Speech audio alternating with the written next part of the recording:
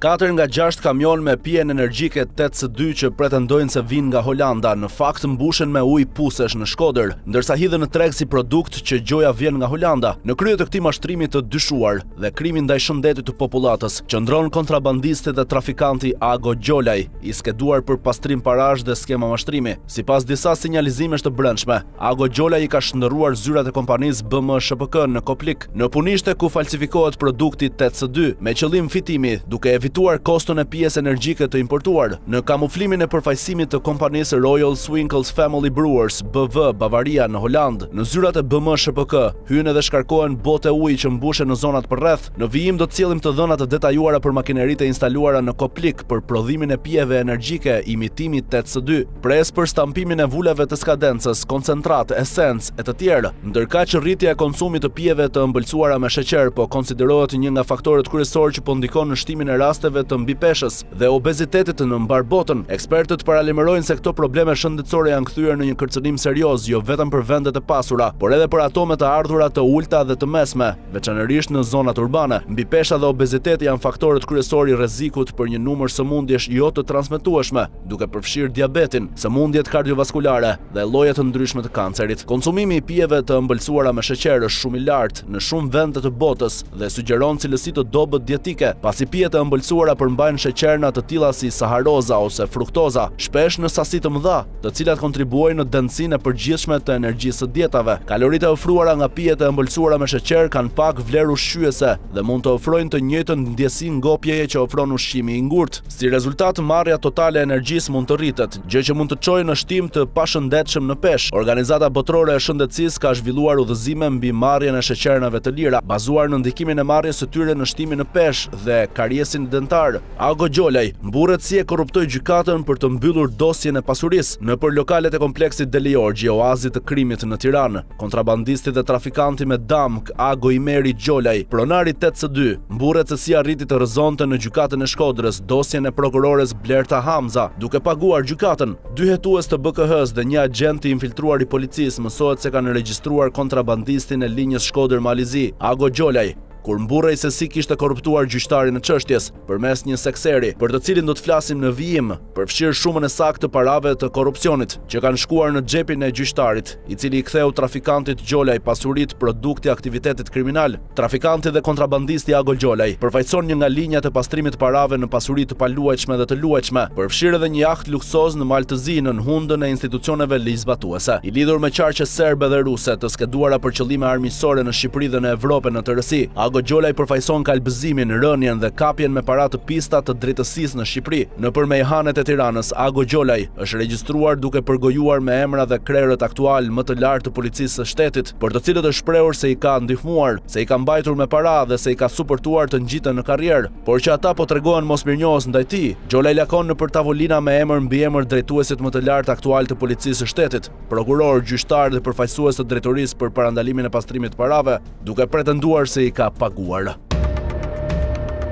Po publikojmë një skem grabitje të pasurisë shtetërore ushtarake nga i pandeuri Amarbër Maltezi gjatë pushtetit të vjerrit të tij kryeministër Sali Berisha, dy në proces gjyqësor penal për aferën me truallin e ish kompleksit Partizani. Fakti është ky, në muajin prill 2012, Amarbër Maltezi dhe serbo-bosnjaku Damir Fazleq, mik e ortak biznesesh me familjen Berisha, nisën lëvizjet për të grabitur tokën e bazës ushtarake detare Kepi i Palit me sipërfaqe 77 hektarë në Durrës. Në atë hapësirë bregdetare me sipërfaqe 770.000 m2, ata kishin projektuar të ndërtonin resorte, komplekse me villa e pallate, madje edhe port jahtesh e port tregtar privat me vendime e leje nga qeveria. Brenda 3 muajve, dhëndri Maltezi dhe ortaku Fazliq, duke shfrytzuar fuqinë e pushtetit të Sali Berishës, bën gati privatisht dosjen me dokumentet e institucioneve qendrore, që do të firmosnin për të hequr bazën detare Kepi i Palit nga plani i përhapjes dhe inventari pronësor i ushtrisë. Tentativa e binomit Maltezi-Fazliq për ta grabitur nëpërmjet heqjes nga struktura e forcës detare kishte nisur në muajin dhjetor 2011 gjatë një analize pune vjetore të organizuar në bazën Kepi i Palit nga ministri i mbrojtjes Arben Imami.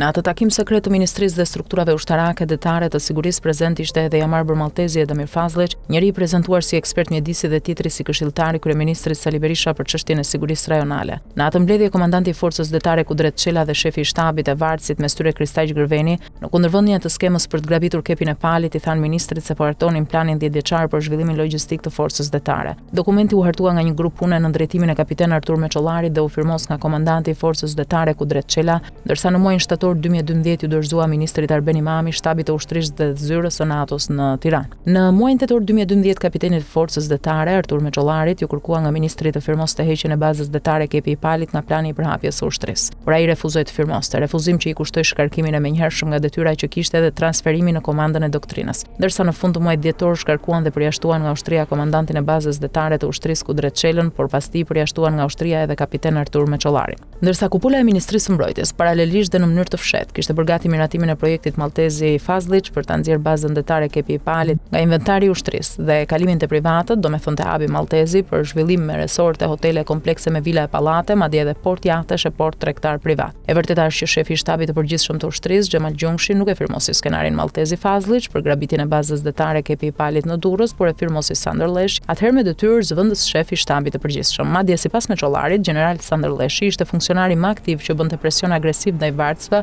për të firmosur grabitjen e bazës ushtarake detare në Durrës, duke e thënë hapur se tokën do ta merrnin dhëndri i Sali Berishës dhe miku i tyre Damir Fazliç, por fakti që u vu në dieni, zyra e NATO-s dhe ambasada amerikane në Tiranë shpëtoi bazën detare Kepi i Palit në Durrës nga grabitja që kishte inskenuar dhëndri i Sali Berishës. Ceremonia e bujshme që u zhvillua në Tiranë nga Direcione Investigative Antimafia e Barit dhe SPAK nuk duket ishte thjesht shpallja e mbylljes së hetimeve ndaj një grupi të rëndësishëm kriminal. Prokuroria Antimafia, qoftë e Barit apo e rajoneve të tjera në Itali, ka zhvilluar prej vitesh së bashku me SPAK-un hetime edhe më të bujshme se sa ai ndaj Ilir Kamberit dhe grupit të tij. Në rastet e tjera ka pasur zakonisht njoftime për shtyp ose videokonferenca, të shoqëruara më pas me jehon mediatike. Ndërsa kësaj here grupi i prokurorëve antimafia, të cilët theksuan se veprojnë edhe në koordinim me Eurojust, deklamuan me forcë se parat e mafias shqiptare janë investuar në Shqipëri. Deri tani ka pasur shkrime, kronika dhe dokumentar mbi këtë fenomen, por sot kemi një qendrim zyrtar të fortë, që nuk është gjë tjetër veç se një minë me sahat për qeverinë e Edi Ramës. Roberto Rossi, prokurori antimafia së Barit, deklaroi qartësisht se parat ose shumica e tyre që gjenerohen nga aktiviteti i mafias shqiptare kanë ardhur në Shqipëri. Kur them të destinuara për në Shqipëri kam parasysh 640.000 euro të sekuestruara këtu mbi bazën e indicieve hetimore të Dias, si edhe rreth 400.000 euro të tjera të sekuestruara këtu në Itali por gati për të kaluar Adriatikun. Çfarë do të thotë kjo? Do të thotë se tregtia e lëndëve narkotike gjeneron para, gjeneron shumë para dhe vazhdon të gjenerojë shumë para.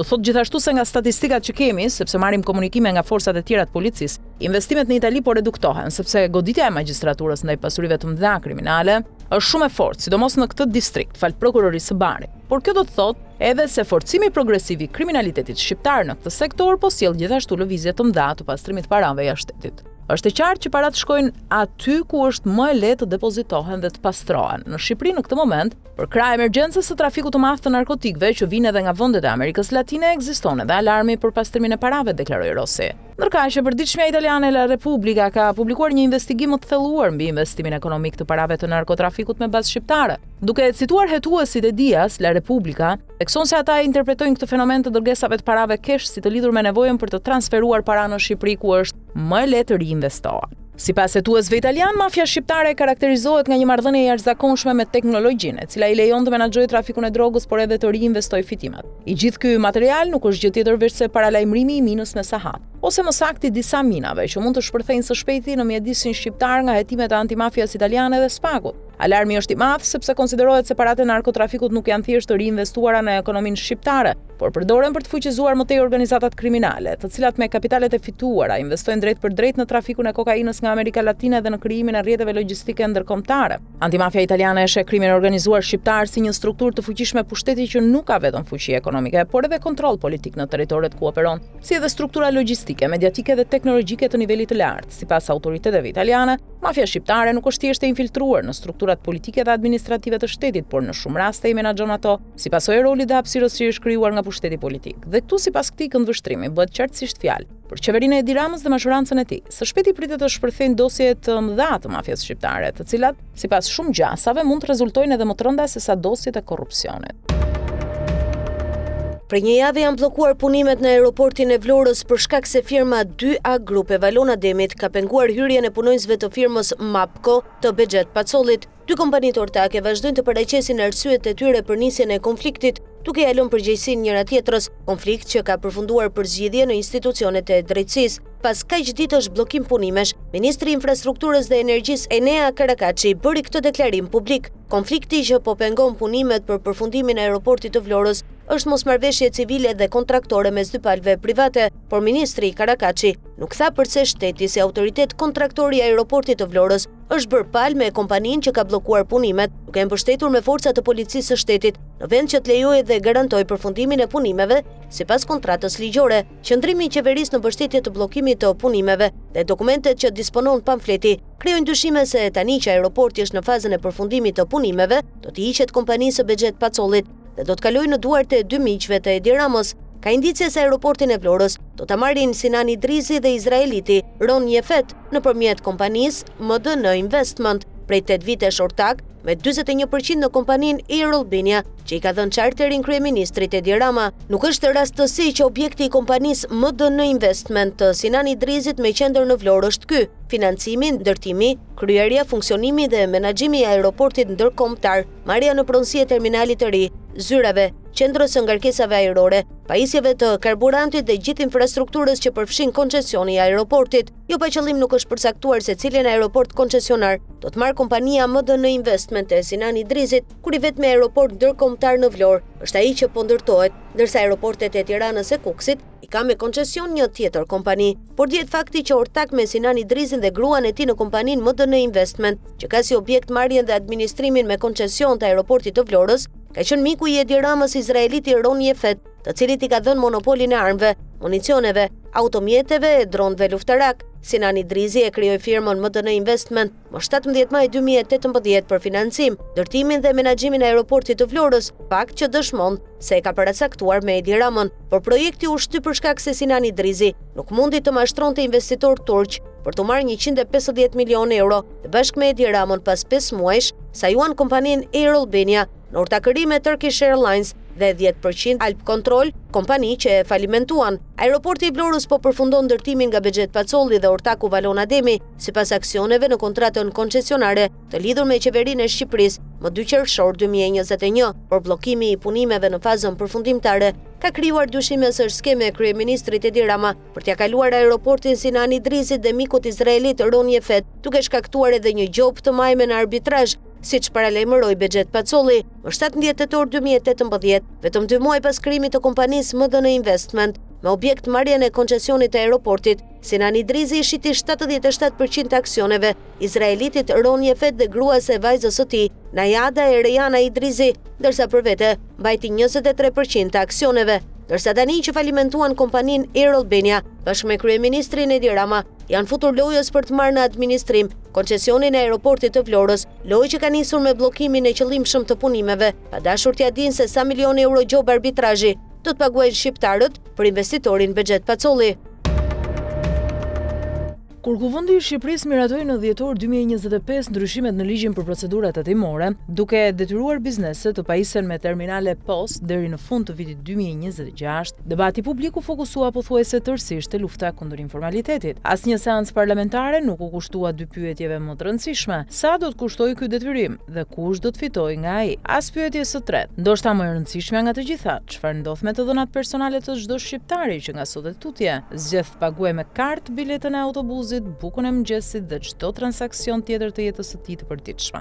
Një sqarim i domosdoshëm që mungon nga diskursi publik. Ligji shqiptar nuk ndalon pagesën me kesh. Qytetari ende mund të paguajë me para fizike, por presioni institucional, kulturor dhe praktik drejt kartës po rritet sistematikisht. Edhe çdo shqiptar që zgjedh kartën, qoftë nga komoditeti, qoftë nga mos ndërgjegjësimi, po bën një zgjedhje me pasoja që askush nuk i ka shpjeguar, po si detyrueshëm Komisioni 16 herë mbi Europën. Më 25 maj 2026, shoqata kombëtare e transportit qytet zbëri publike tarifat e komunikuara nga bankat shqiptare për përdorimin e terminaleve POS. Shifrat janë të sakta dhe të dokumentuara. Komision deri në 2.70% për transaksionet me karta Visa dhe Mastercard kombëtare, komision deri në 3.20% për kartat ndërkombëtare, tarifë fikse 30 lekë ose 0.30 euro për çdo transaksion të vetëm pavarësisht vlerës së tij, komision instalimi prej 5.000 lekësh, mirëmbajtje mujore prej 1.000 lekësh, komision mos përdorimi prej 1.000 lekësh në muaj dhe kosto terminali deri në 50.000 lekë në rast të kontraktuale. Rezultati aritmetik është i menjëhershëm. Bileta e autobusit urban kushton 40 lekë. Tarifa fikse bankare për çdo transakcion POS është 30 lekë. Kosto bankare e pagesës me kartë të biletës përfaqëson 75% të vlerës së biletës. Shtoi komisionin përqendësor dhe kosto reale e procesimit te kalon vlerën e shërbimit që paguan. Kjo nuk është anomali e sektorit të transportit, por pasojë e një sistemi tarifor të parregulluar, të cilin qeveria zgjodhi ta injoronte kur vendosi detyrimin e POS-eve. Krahasimi me Europën e bën problemin edhe më të qartë. Në vendet e Bashkimit Evropian, tarifat e ndërmjetme të pagesave janë të kufizuara me ligj nëpërmjet rregullores së Bashkimit Evropian 2015-751, maksimumi 0.2% për kartat e debitit dhe 0.3% për kartat e kreditit. Bankat shqiptare po aplikojnë komisione ndërmjet 2.70 dhe 3.20%, pra nga 9 deri në 16 herë mbi kufirin ligjor evropian. Shqipëria nuk ka vendosur asnjë tarifë referencë ligjore, nuk ka asnjë rregullore që kufizon çmimin e shërbimit, ekzistenca e cilit u bë detyrim ligjor nga njëjti shtet. Banka e Shqipërisë e ka pranuar vetë të realitet.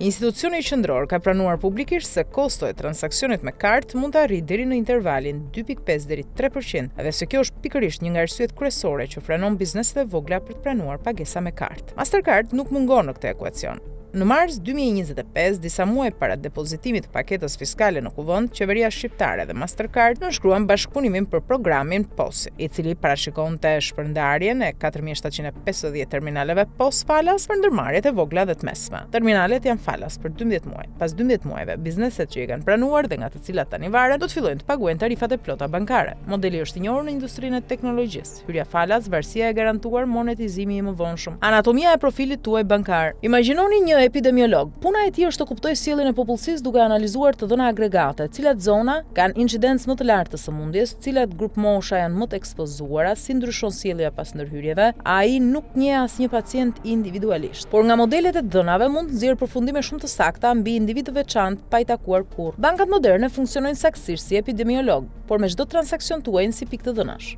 Nga perspektiva teknike, çdo herë që tërhiqni kartën, banka regjistron jo vetëm shumën, por edhe kategorinë e tregtarit, vendodhjen, orën, frekuencën dhe sekuencën e blerjes në raport me blerjet e tjera. Nga akumulimi i mirë a pikave të tilla të dhënash, shfaqen modele dhe nga modelet nxirren konkluzione. Studiuesit e Universitetit të Cambridge, Michael Kosinski, David Stilwell dhe Thor Greppel kanë demonstruar si të dhënat digjitale të sjelljes mund të parashikojnë me saktësi të lartë orientimin seksual, etnin, bindjet fetare dhe politike, tiparet e personalitetit, inteligjencën, lumturinë, përdorimin e substancave, ndarjen prindërore, moshën dhe gjinin. Ata e arritën këtë duke analizuar vetëm Facebook likes. Të dhënat e transaksioneve bankare janë shumë herë më të pasura, më të sakta dhe më të vazhdueshme. Shembulli konkret bëhet i qartë kur shikon se çfarë mund të inferojë një sistem analitik bankar nga sekuenca e zakonshme e blerjeve të një qytetari të zakonshëm. Personi që blen ibuprofen çdo të hënë, kafe në sasi të mëdha çdo mëngjes dhe ushqim të shpejt pas mesnatës, pa hyrë kurrë në palestër, ndërton automatikisht një profil rreziku shëndetësor. Personi që blen libra dhe revista nga dyqanet të caktuara, dhuron rregullisht tek organizata të caktuara jo fitimprurse dhe frekuenton restorante të komuniteteve të veçanta, ndërton një profil kulturor dhe potencialisht fetar. Personi që bën blerje në orë të pazakonta, në vendodhje të ndryshme, me frekuencë të rritur të restoranteve dhe hoteleve gjatë fundjavave kur karta familjare është aktive në supermarket, ndërton një profil sjelljeje personale. Asnjë nga këto inferenca nuk paraqitet te klienti si konkluzion eksplicit. Ato jetojnë brenda algoritmeve të bankës dhe ndikojnë mbi vendimet që banka merr mbi atë person. Norma e interesit të kredis, kufiri i kartës, ofertat e produkteve dhe siç e dokumentojnë raportet ndërkombëtare, ndonjëherë edhe vendimi nëse personi sinjalizohet si rrezik. Supervizori Evropian për mbrojtjen e dhënave në raportin teknik të vitit 2021 mbi pagesat me kartë ka konfirmuar se aktivitetet e profilizimit mbi të dhënat e transaksioneve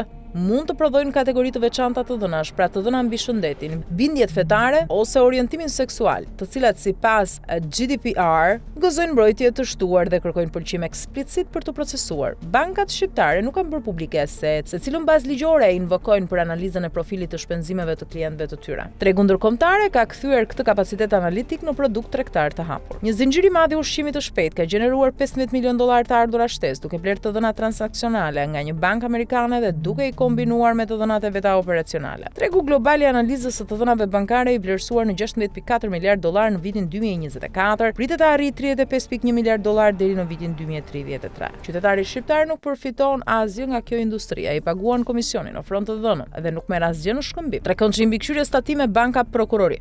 Industria bankare është vetëm një nga 3 aktorët institucional që pas detyrimit të posteve kanë akses të zgjeruar në të dhënat e transaksioneve të çdo qytetari shqiptar. Drejtoria e përgjithshme e tatimeve ndërmjet sistemit të fiskalizimit ka akses në kohë reale në çdo faturë elektronike të lëshuar në Shqipëri. Çdo transaksion post gjeneron një faturë fiskale elektronike. Kjo do thotë se DBT-ja ka akses ligjor dhe teknik në çdo blerje të çdo qytetari që paguan me kartë, duke përfshirë kategorinë e produktit, vlerën, dyqanin, datën dhe orën. Ky akses u justifikua si nevojë e luftës kundër evazionit fiskal dhe është legjitim si qëllim, por infrastruktura teknike e ndërtuar për atë qëllim ka kapacitete shumë të gjera se qëllimi i deklaruar. Prokuroria ka akses në të dhënat bankare nëpërmjet urdhrave gjyqësor, të cilët sipas legjislacionit shqiptar aktual mund të lëshohen pa njoftimin e subjektit që hetohet. Ky akses nuk është hipotezë. Shqipëria ka parë tashmë raste publike ku prokurorët kanë ndërtuar akuza duke u bazuar ekskluzivisht në të dhënat e rezervimeve dhe pagesave me kartë bankare, pa pasur nevojë për asnjë dëshmi fizike apo testimoniale. Banka tregtare është aktori i tretë. Ajo ka kapacitetin analitik më të zhvilluar nga të tre, sepse disponon jo vetëm të dhënat e transaksioneve, por edhe kontekstin e plot financiar të klientit, historinë e kredis, lëvizjet e llogarisë, modelet e kursimeve dhe borxheve.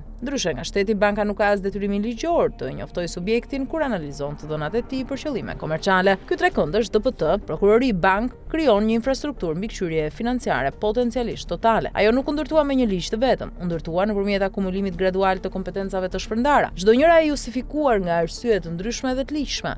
Efekti i agregat është i njëjti. Asnjë qytetar që paguan me kartë nuk mund të jetë i sigurt se transaksioni i tij mbetet privat. Dimensioni i rrezikut bëhet edhe më konkret kur merret parasysh konteksti. Një infrastrukturë mbikëqyrje financiare e ndërtuar në kushtet institucionale të Shqipërisë është potencialisht edhe instrument presioni ndaj gazetarëve, aktivistëve, biznesmenëve dhe figurave politike. Të gjithë atyre që kanë arsye ta konsiderojnë jetën e tyre financiare si çështje private, ligji që nuk zbatohet. Shqipëria ka në letër një nga kuadrot ligjor më të avancuar të rajonit për mbrojtjen e të dhënave personale. Ligji numër 124/2024 për mbrojtjen e të dhënave personale i hyrë në fuqi në janar 2025. Alineohet plotësisht me GDPR-in evropian. Ky ligj parashikon të drejtën e qytetarit për të ditur si përdoren të dhënat e tij, të drejtën e fshirjes, të drejtën e kufizimit të procesimit, dhe gjoba deri në ekuivalentin e 4% të qarkullimit global vjetor të subjektit shkelës. Realiteti i zbatimit është tjetër. Gjatë gjithë vitit 2025, Komisioneri për mbrojtjen e të dhënave personale vendosi vetëm 2 gjoba ndaj subjekteve private. Në 2 muajt e parë të vitit 2026 vendosi 6, 8 gjoba totale ndaj subjekteve private brenda 14 muajsh, ndërkohë që njëkohësisht po instalohen qindra mira terminale post reja dhe po krijohet fluksi më i madh i të dhënave personale financiare në historinë e vendit. Asnjë investigim i njohur publik nuk është nisur ndaj bankave shqiptare për mënyrën se si ruajnë, analizojnë dhe ndajnë të dhënat e transaksioneve të klientëve të tyre. Asnjë bank nuk ka bërë publike politikën e plotë të procesimit të dhënave të transaksioneve, duke përfshirë për sa kohë ruhen, me kë ndahen dhe cilat analiza kryen mbi to. Ndeku midis ligjit dhe zbatimit pasqyron raporte force. Industria bankare është e organizuar, e financuar mirë dhe e pranishme institucionalisht. Komisioneri është institucion i ri me burime të kufizuara. Ministria e Financave është bashkëpunëtore e industrisë bankare në projektimin e reformave dhe qytetari subjekti i të dhënave nuk e di se çfarë të dhënash prodhohen mbi të çdo herë që hap kartën. Zgjidhja ndaj kësaj situate nuk është politike. Kërkon një qeveri që vendos tarif referencë ligjore për komisionet bankare, një komisioner me kapacitet real zbatues dhe një debat publik të sinqert mbi koston reale të digitalizimit të imponuar. Asnjëra nga këto 3 nuk është në agjendën e institucioneve shqiptare sot. Ndërkohë paraja fizike mbetet e vetmja mënyrë e pagesës që nuk prodhon të dhëna,